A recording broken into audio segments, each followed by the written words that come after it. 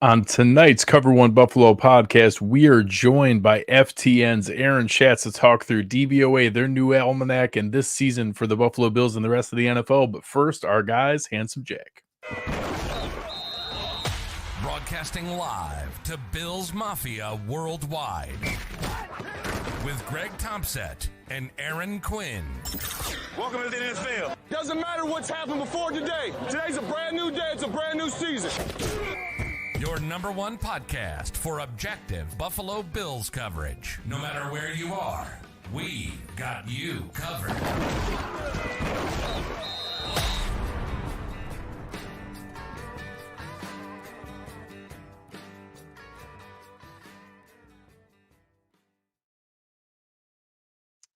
Good evening and welcome to the Cover One Buffalo podcast. You are joining your host, Greg Tompsett, and I am without my partner in crime, Aaron Quinn, tonight. He is off in exotic Maine with his family out in adventuring in his last vacation before football season truly gets here.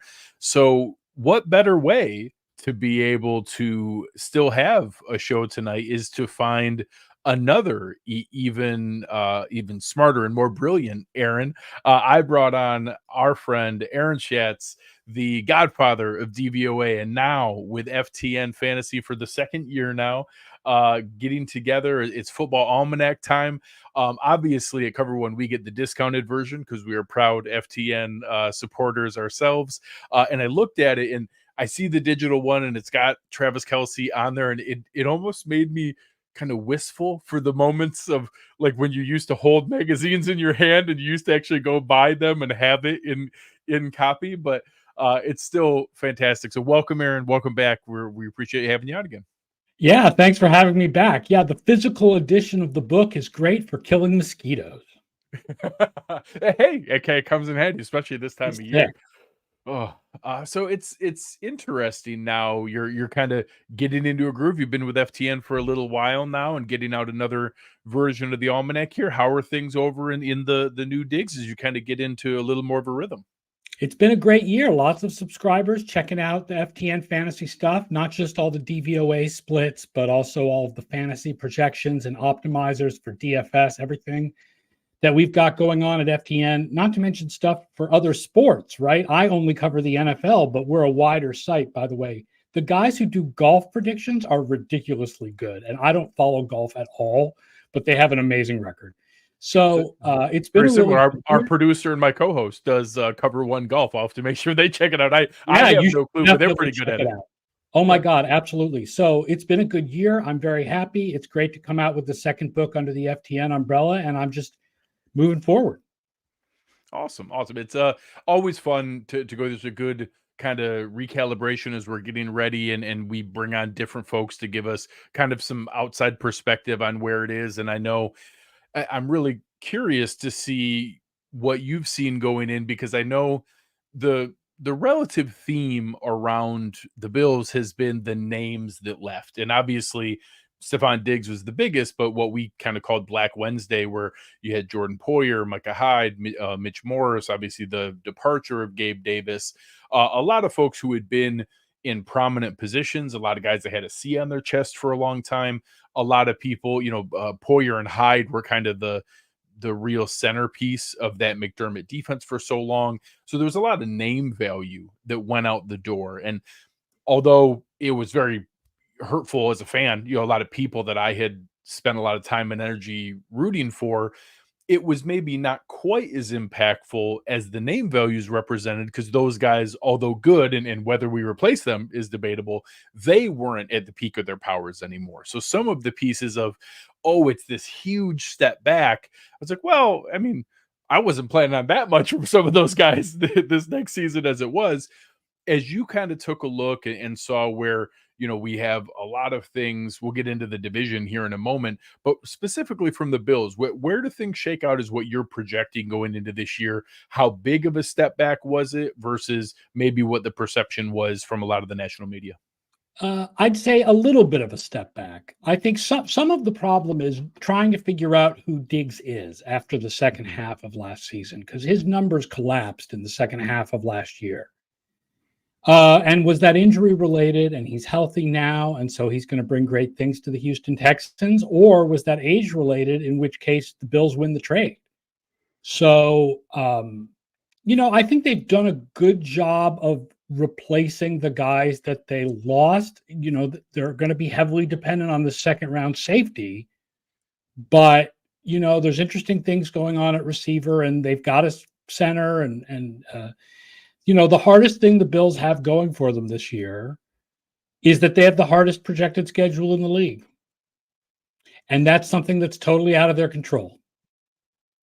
What's interesting is in the battle for the AFC East, in the 3 games that the Bills play that the other teams don't play, I believe those games are Baltimore, Kansas City, and Detroit.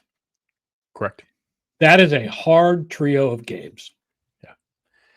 Yeah, that's a tough alternative when you're battling with teams that, regardless of how much you're debating, I think that Bills fans can lean on the, hey, we still have Josh Allen and they don't, element of the Jets and the Dolphins, but it's not by a lot. I don't know if you've heard, but Tyreek Hill is the number 1 player in the NFL, as decided by a completely unimpeachable poll of players. It's very scientific. It's very, very scientific.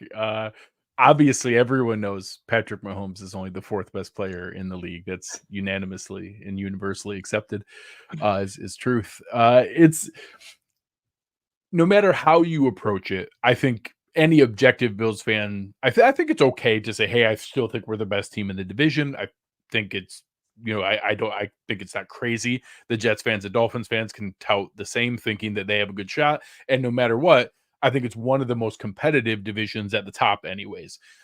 How big of a gap do you guys see? And do you have the Bills as the top team, or did you have one of the other teams maybe eke them out here in the when I did a new version of projections that did a little bit for some personnel changes that have happened since the book? The Bills are now slightly ahead of Miami in DVOA projection, but slightly behind Miami in win projection because of the schedule. And it's going to be the interesting part is the Bills are going to know relatively quick because their schedule is reasonably front loaded, even through the middle. But a lot of the quote unquote easier games are at the tail end of the schedule. There's a stretch at the end where if they can survive through the first 2/3, they'll be in pretty good shape. Or like last year, where they were 3 games back with 3 games to go and needed it to go exactly the way it did with Miami to be able to eke it out. They're going to need to be within shooting distance and can't dig too big of a hole. But like you said, with those differential games being such tough opponents at Kansas City, Baltimore, Detroit, teams like that are all in the top 5 to 6 in Super Bowl odds, that's going to put them at a disadvantage, or at a minimum where they can't slip up. They can't have any of those games last year where you lose to Denver, you barely eke by the Giants. And they'll have one at least, right? Every team has that loss to the Raiders game, right? Like every team has those games. I think that the summation of it is that the Bills don't look like they're as good as the last couple of years, but they're not that much worse. And history is filled with teams that didn't make it in their best regular seasons and then won a championship or made the Super Bowl in what was not one of their best regular seasons. The example I always bring is the 2006 Colts, but there's plenty of examples of this. Yeah. Even the Chiefs, right? 2018 was their best regular season and they didn't make it to the Super Bowl that year. Yep. And if the Bills, my guess is if the Bills win it this year, it's going to be like that, where they're not going to be quite as good in the regular season, and then they go on a run in the playoffs. Now, obviously, it's a lot easier to go on that run in the playoffs if they win the division, and they don't have to go on the road in the wild card round. But it's very difficult for me to imagine a scenario that doesn't involve a Josh Allen injury where the Bills don't make it into the playoffs. Yeah, that's obviously having that franchise quarterback is the buoy in today's NFL. Like, it is such a head starting point. of where things have been and what the reason the Bills were in that drought for so long. There were some really talented rosters there, but when you don't have that franchise quarterback, it just is such a crapshoot. And in the opposite, having Josh Allen, you can have an awful lot of things change around it, but he is the rising tide that lifts all boats. And we joked earlier about the NFL players poll and the NFL top 100 and all the things that go into it, but it's actually a perfect example of last year. The reason that it's absurd that Patrick Mahomes is rated 4th there, and I even think it's crazy Josh It's Allen was not 12th, that absurd. regardless. When Well, you but the reason that was they the point polled that the it happened. players in November. Yes, That's what's not quite that absurd. and you made the point about how it could be not the Bills' best season, but if things break right in the one and done nature of these playoffs, you could go on that run. That's what the Chiefs happened last year. The Chiefs there were points last year where they were straight up not good, where there were legitimate questions about, hey, what is going wrong? This just isn't going to be the season.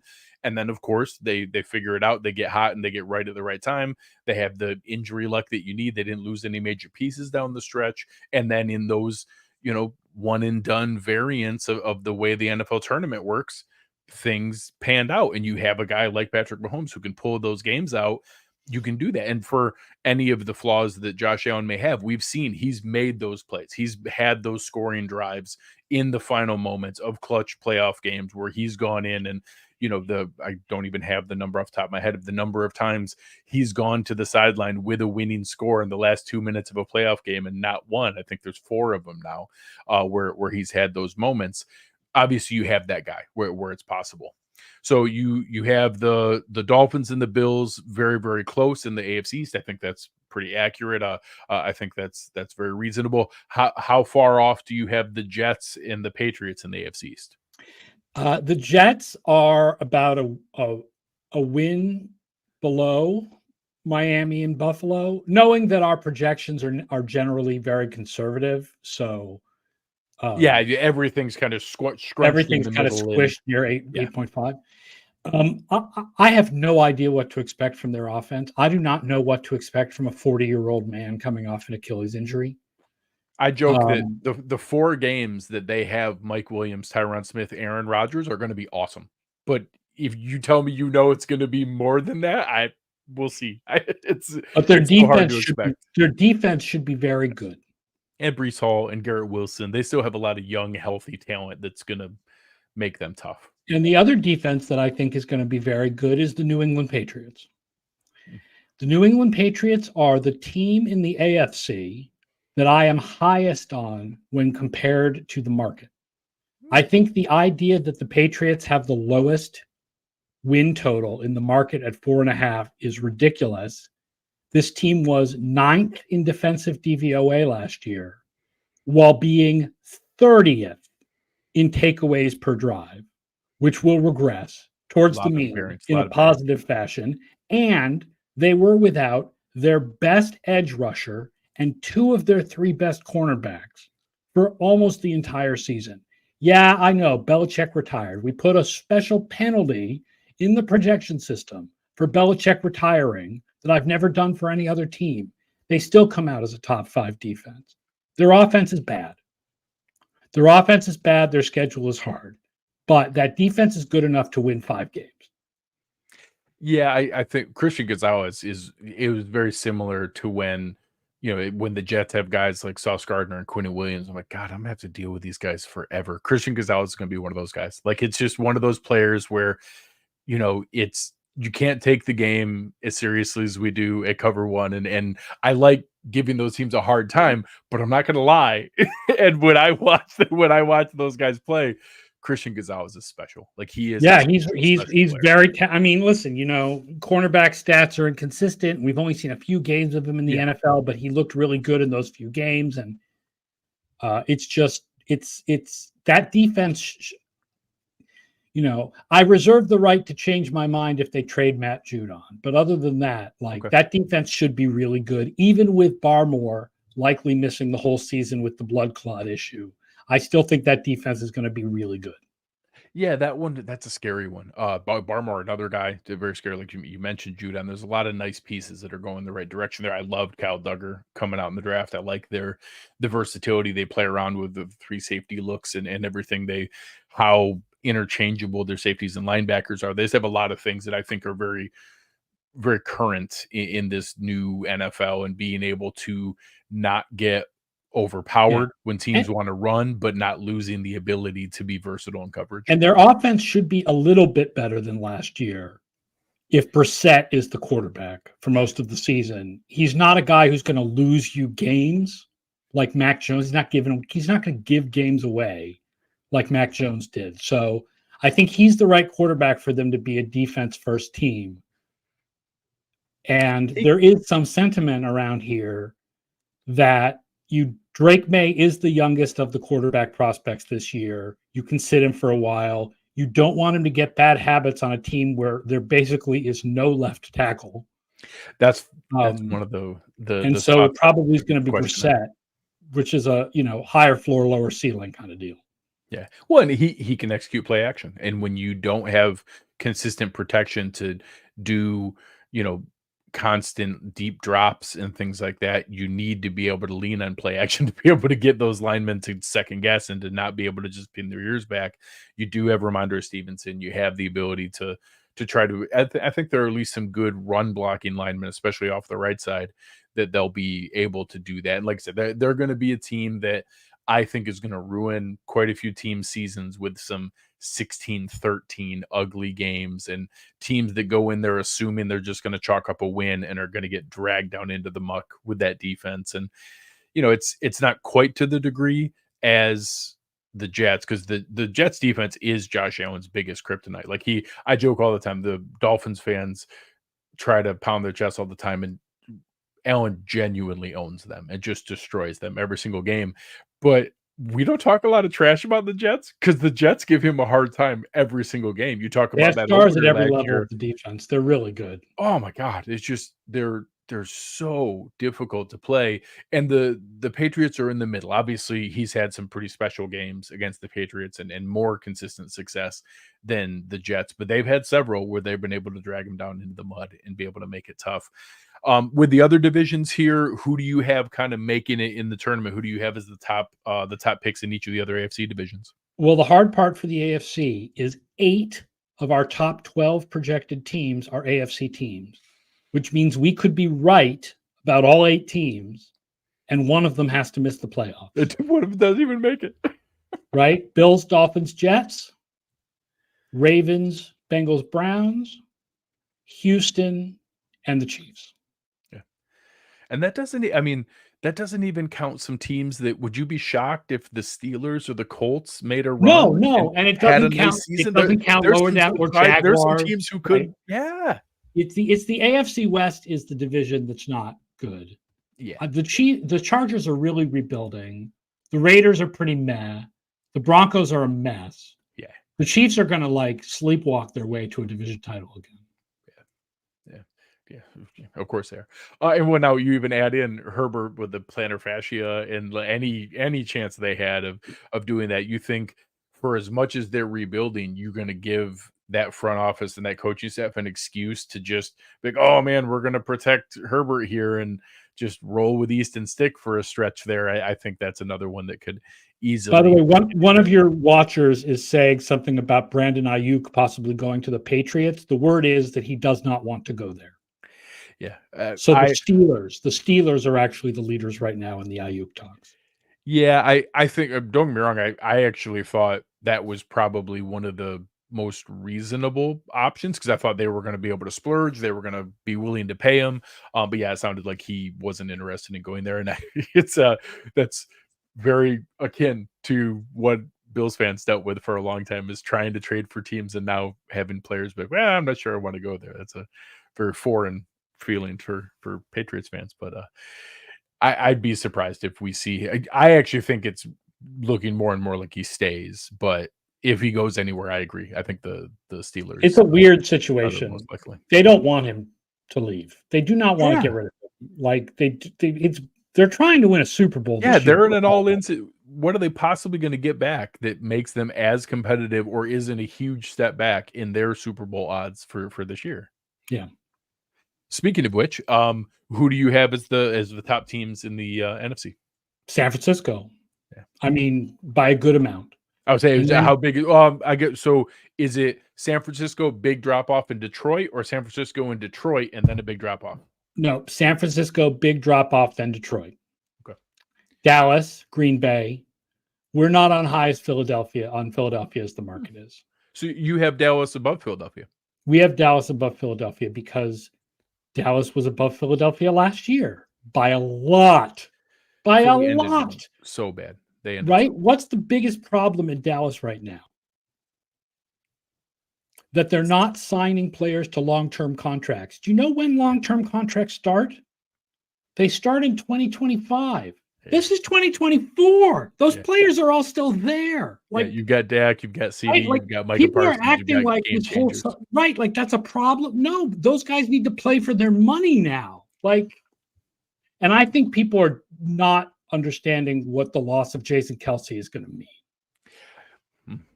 How much of that was I don't want to say hiding because I don't want to be disrespectful to Jalen Hurts, but how much help was he getting in a Hall of Fame? Oh, I'm not disrespectful. I'm not disrespecting Jalen Hurts in any way, but let's talk about the tush push. Oh, right. Like Kelce makes that thing go. Yes. If they suddenly go like from that far off the ground, if they suddenly go from hitting that thing 90% of the time to hitting it 75% of the time, that's a big change because those are super important downs. Yes, great. That's turnover. You're talking about a turnover or not scoring.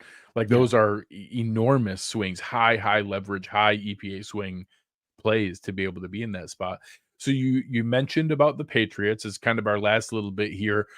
Any other teams that you were the furthest off in other directions, whether it was teams that have a very high win total that you are confused why, or other teams that were really, really low that you were higher on? Who have seen, well, as far as teams we're lower on, the general rule is we are lower on teams with rookie quarterbacks, including Indianapolis, where Richardson is basically a rookie.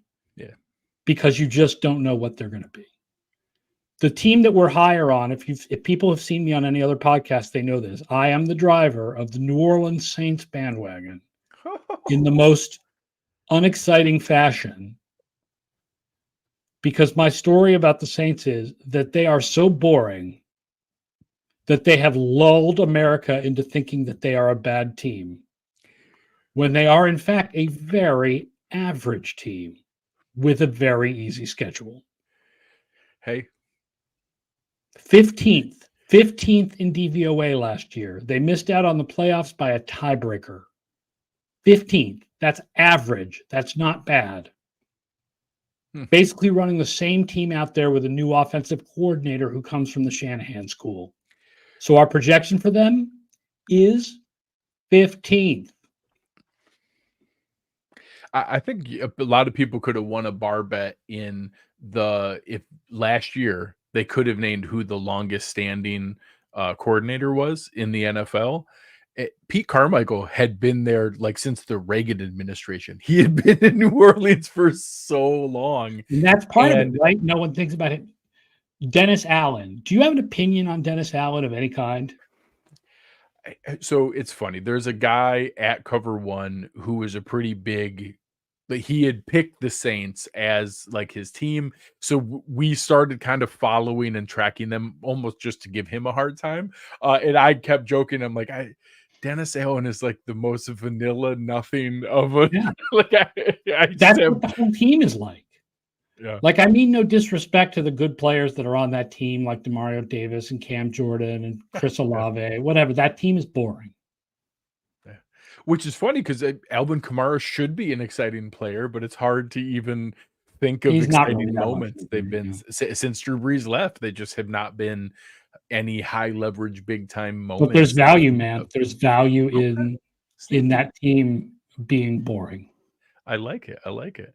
Any final thoughts for the people? Again, make sure everybody listening here find any of Aaron's work at A Schatz NFL, and we have the link right down here below in the description. You can find the link for the 2024 FTN Football Almanac. Any final thoughts for the Yeah, folks? big chapters on all 32 teams, award-winning fantasy projections from Jeff Radcliffe, the best team projections, just a lot of interesting advanced stats from last year. I hope people will read the book. And here's the thing I've said a few times in different places. The problem with the Chiefs winning for 3 years is that there are a lot of teams now that need to get over the hump because they keep getting stopped by the Chiefs, right? Like, when are the 49ers going to finally get over the hump? When are the Cowboys finally going to get over the hump? When are the Bills finally going to get over the hump? When are the Ravens finally? I would really like for one of those teams to win it. To check that box. Just check that. I just need one. A lot of those teams also haven't won it in a long time or have never won it, right? The Bills have never won it. Detroit has never won it. San Francisco hasn't won in 30 years. Yeah. Dallas hasn't won in 29. Yeah.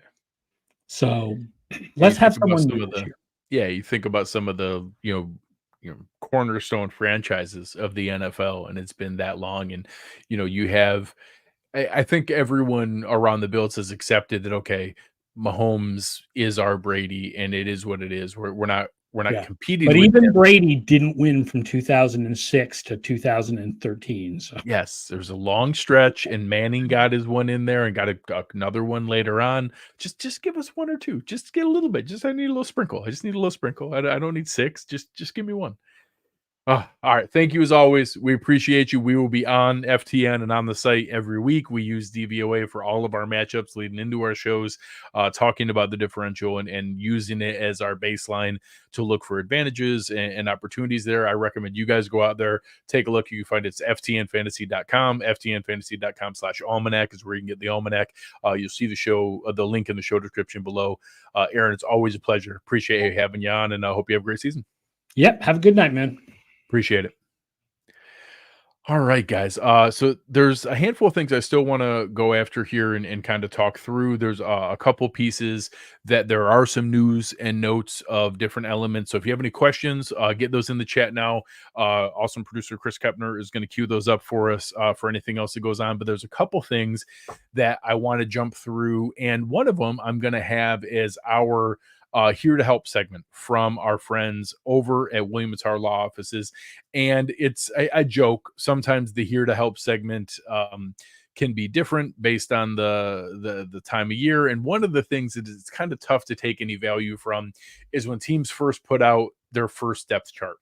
So the depth chart came out today, and it's not nothing. There are pieces that I think are moderately interesting, and you kind of play around and look at some of the different, elements that came out from that. And it's hard to take a ton from it. So there are a handful of things that I noticed in there that I thought at least were moderately interesting and had at least some things in there. So you had at linebacker, I thought it was moderately interesting that Nicholas Morrow was listed ahead of both Balin Spector and Deion Jones. I had heard a fair amount of flashes from Deion Jones, but they had Nicholas Morrow ahead. Both of those guys, they had they had Williams and Morrow as the two second team linebackers.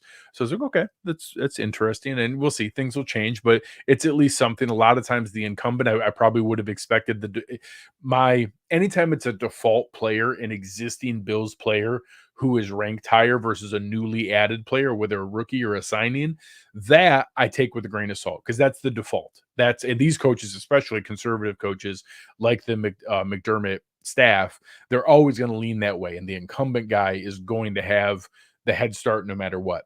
So anytime it's a newer guy ahead of an incumbent guy that I would have expected to be there, those I take notice of, because that took a conscious decision to say, hey, no, that guy's actually ahead now. So that's a little something.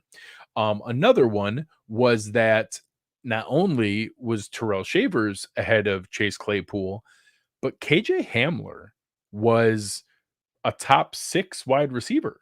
He was listed as the backup to Khalil Shakir, and it was the top 5 that everybody would expect. They actually had Mac Hollins ahead of Keon Coleman, which is fine. It's Mac Hollins is a very lovable player. He is going to be a key part of this team. He's probably going to be a captain and a special teams captain and a gunner, and he probably is going to play a fair amount of X receiver because he'll do the ugly clear out routes and the run blocking and all the other pieces. But it was Hollins, Curtis Samuel, Khalil Shakir, and the backups were Keon Coleman, and then Marquez Valdez-Scantling and KJ Hamler. And I just thought that was very, very interesting that KJ Hamler was a guy, Terrell Shavers was ahead of Chase Claypool, but KJ Hamler was even ahead of Terrell Shavers. So that was of note. Also, KJ Hamler was listed as the starting kick returner and punt returner for both units. So I don't think it was an accident that they listed Hamler as the 6th receiver if he was also listed as the starting kick returner and punt returner. And I'm curious there. I thought there was a chance that we could see like a Ty Johnson or some of the other guys as the kick returner. I thought that maybe Khalil Shakir or even Keon Coleman, he was a returner at Florida State, would be the punt returner. But if you're going to do that, I actually kind of like the idea of having an electric speed guy like KJ Hamler on the roster and game day active because of his returnability. And I like having wide receiver 6 be a return spot versus it's been a gunner in the past. It's been your Trent Sherfields and guys like that. So I'm open to that. I think that's an interesting one. I don't know that I expected that as something to see, but I am interested in that. So my here to help segment is that I don't know for sure that the first depth charts are here to help in the way that our guys at William Mattar Law Offices are here to help, but it is interesting to see, and there were a couple little nuggets to be able to take in there of where those come from. And we're going to start mixing these in as we go through this season. And for anyone who hasn't seen it, I'm a big fan of our partners at William Mattar. We're actually going to have Bill on the show here to be able to come on and do a little bit of a preview with us. I'm excited to be able to get that set up here in the near future. And he is such a good sport. Whoever his social media team, they get him into some really funny scenarios and different, like whatever the trending videos are on social media and TikTok or wherever they're getting them from, they get him to be a pretty good sport leaning into them. So I'm not going to play them all here, but I might play one or two and you'll see some of the ones that we're going to use. So again, we're excited to be working with them, and here's what you can expect when you look for William Mattar, some of the different situations they put him in on social media.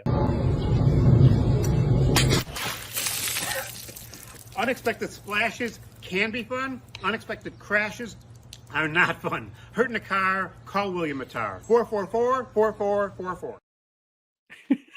It's fantastic. We'll sprinkle some more of those in as the season goes. But our friends over at William Mattar Law Offices are great. Make sure you reach out to them. You guys know the phone number, 844-444-4444. You guys know, hurting a car, call William Mattar. If you need him, he's the guy to be there for you.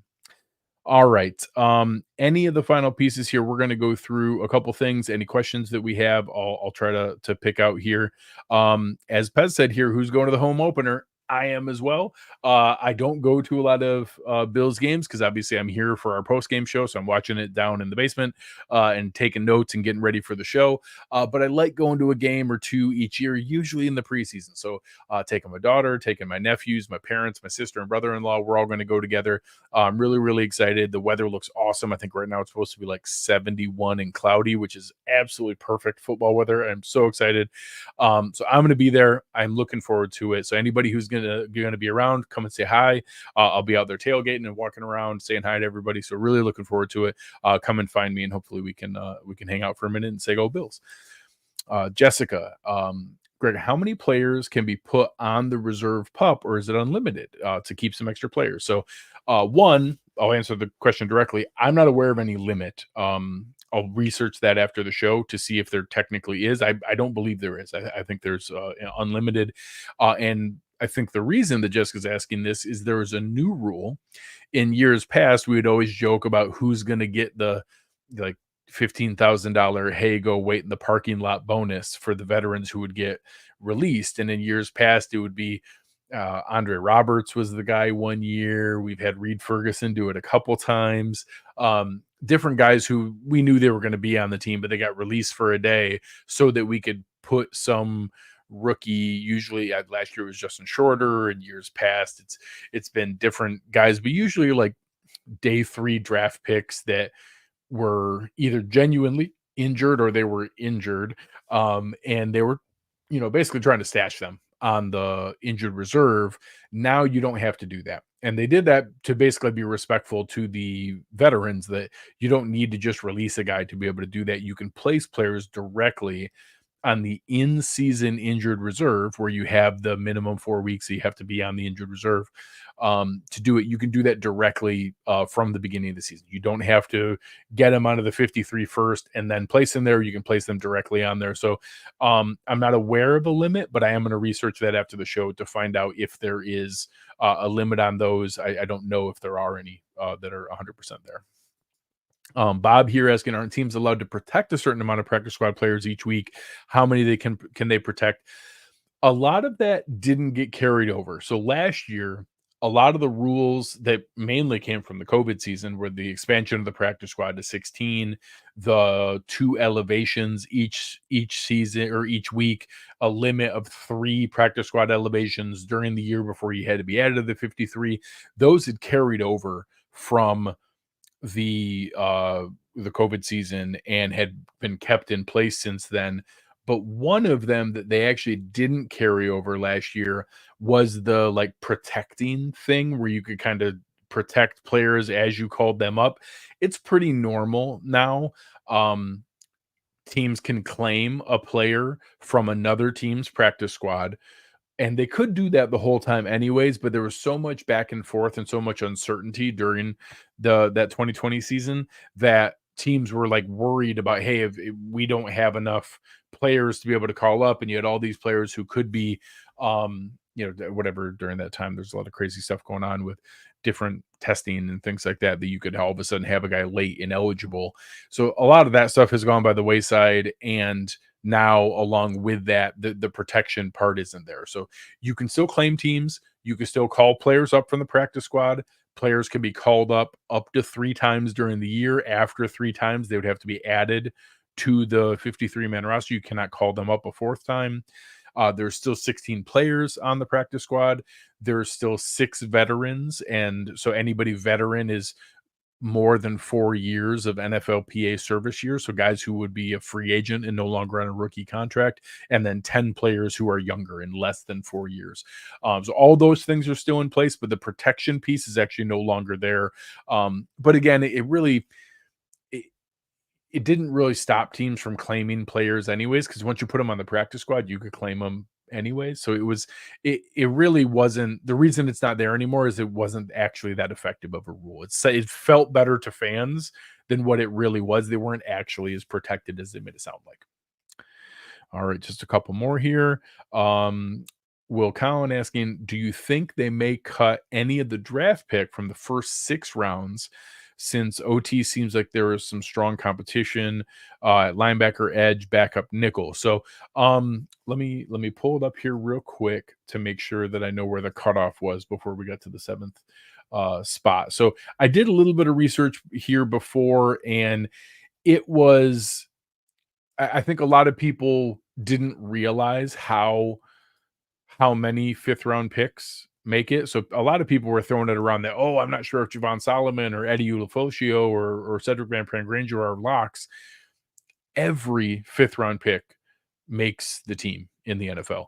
The last 2 years, every 5th round pick has made the team. Even if you count a guy like Justin Shorter going on IR and say, oh, well, he would have gotten released. Maybe he would have. That's still 98.2%. It's like 1 out of the past 40 or 83 5th round picks. So 5th round picks make teams. So those guys, I don't think there's any question. I also don't think there's any question any of it. I think Ulofoshio, Javon Solomon, SVPG, those guys are going to make the team. You look at the 6th round picks, I do think there's some question.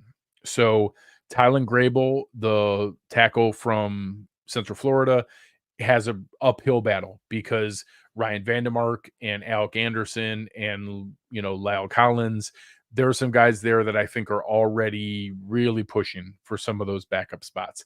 There is a 9th or potentially a 10th roster spot that could be claimed. I think there's a chance if they beat out like Will Clapp, or if he has a really strong camp and they're worried that he's going to get claimed. I think there's a chance that we could see Grable make it, but I think he's less likely.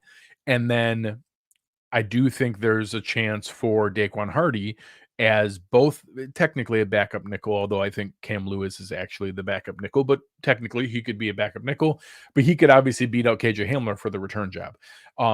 I think his only real path is to beat out KJ Hamler for the return job. So Tylen Grable, I think, would need to beat out realistically, I mean, technically Richard Gage he's fighting with, but I think it's actually Will Clapp. I think Will Clapp is the guy he's fighting with because I think Ryan Vandermark, Alec Anderson, Lyle Collins, and Cedric Van Prank-Granger, I think those guys are pretty much locked in.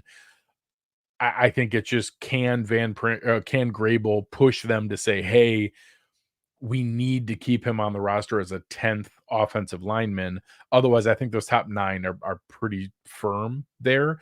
He just is going to be fighting with him and Will Clapp. Can we get them to keep 10? Right now, my guess is no, and that they try to get those guys back on the practice squad, and that they'll try to get Tylen Grable on the practice squad, but it's possible. Daquan Hardy, I don't realistically think that he's fighting Cam Lewis and those guys for the nickel spot, but you never know. If he makes some plays, he certainly has a possibility. I know Corey Couch is making some plays as well. They obviously have some guys like Terrell Burgess and D. Delaney and the backup safeties that have also played some nickel in their career. Jamarcus Ingram is a guy that's in that backup group. So I think Daquan Hardy can be in the mix there, but by far his best option is to beat out KJ Hamler as the returner and to win that return job. But otherwise, I think that right now I would wager that none of the 6th or 7th round picks make it. And then obviously Travis Clayton, the project that was in the 7th round, I think he's an obvious practice squad stash. And so is guys like, Gable Stevenson, who are both just fun projects to be there. And as Cam Mori said here, we technically have the extra practice squad spot, so it will be a 17th for Travis Clayton because of the International Pathways program. So that will be a very good one. Who is Greg's surprise preseason contract extension candidate?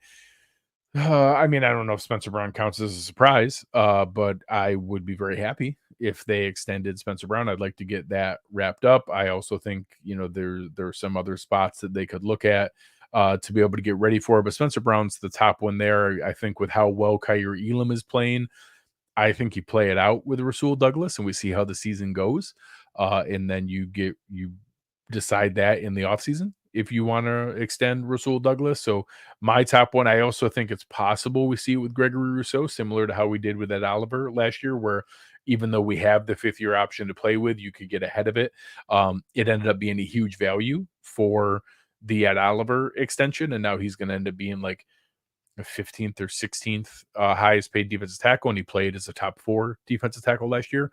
So you could try to get ahead of that with Gregory Rousseau, but my guess would be Spencer Brown. One last one here, Cal, who gets traded instead of cut, and what do we get for him?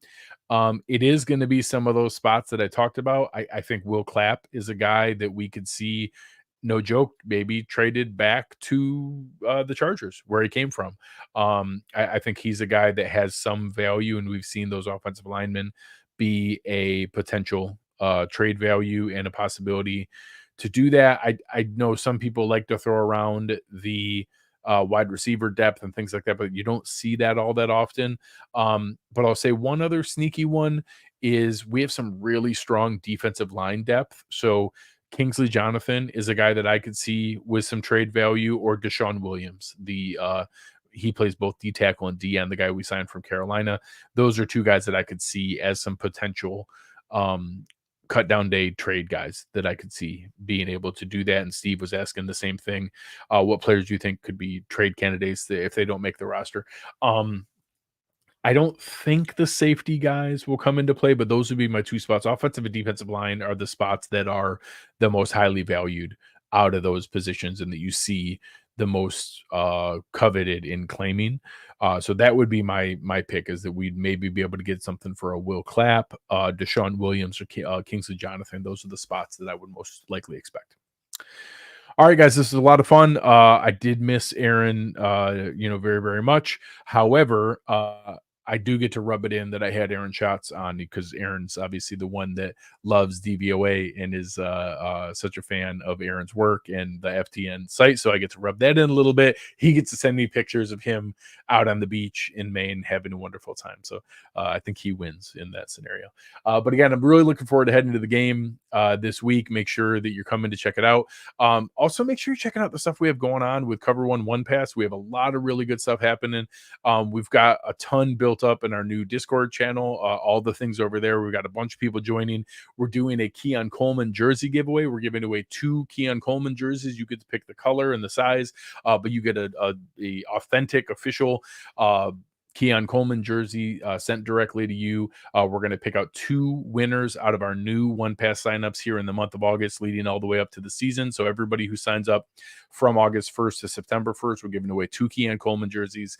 Sign up, check it out, all kinds of different stuff. One, it's the best way to support us. All the work that we do, things like our memberships to FDN and all the different things that we do to be able to create the content that you enjoy, as well as being able to join the community that we built over at Discord, plus an awesome t-shirt, welcome letter, decal, and a welcome kit, and everything that we send out. All kinds of really, really good stuff. So that's the best way to support us and a cool way to join the community that we built over there in Discord. Make sure you check it out. Check out all the shows we have going on in Cover One. I talked about the Cover One Golf Show before. Make sure you're checking that out with Chris and Nick Geary and Dave Tilton. And when Aaron's back, he'll be joining there as well. I saw him golfing already while he was out in Maine.